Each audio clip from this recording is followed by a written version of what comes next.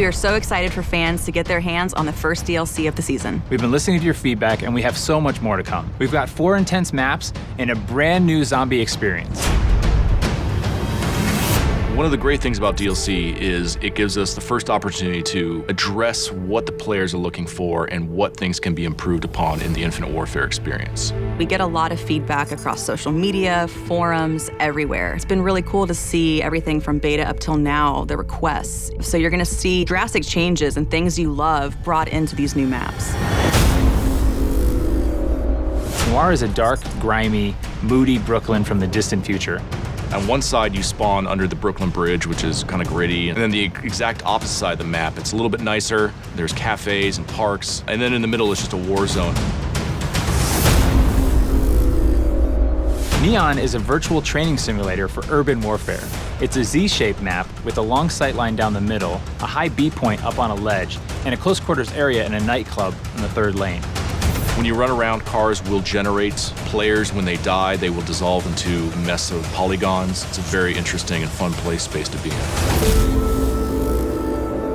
One of the maps in DLC1 that we are pretty excited about is called Renaissance. It takes place in Venice. It's a very tight quarters, very fast gameplay. If you like to snipe, you're gonna love the church lane. If you like to run and gun with your shotgun or your SMG, you're gonna love skating through the interiors and engaging players. And if you're a mobile mid-ranger, you're gonna love taking your assault rifle onto the streets.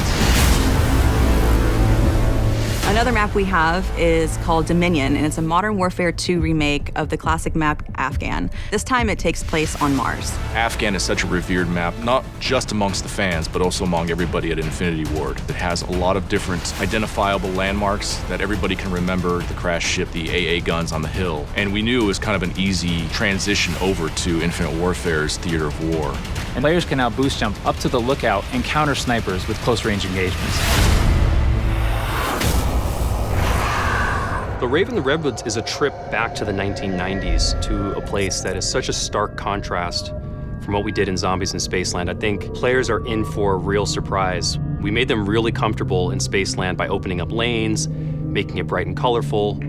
This is really a horror film brought to life in a video game form. It's going to blow people's minds. After getting sucked out of Zombies in Spaceland, our 4 characters appear in a cabin. They wake up kind of groggy. They kind of realize that they're maybe in the 90s now. As you explore outside of the cabin, you find out that you're actually in an abandoned camp that's been kind of taken over by a few hundred raver kids that are throwing an all-night rave party in the middle of the woods. The level has this dark, foreboding, kind of spooky vibe, and then the world comes alive.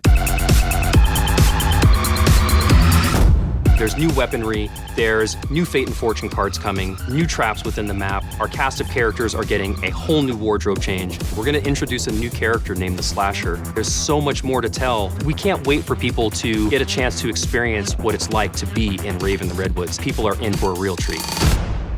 All of the devs here at Infinity Ward cannot wait for our fans to get their hands on the new content. The weapons, the quests, there's so much going into it. Fans are going to be super excited. Call of Duty Infinite Warfare DLC1 pack will be available January 31st, first on PS4.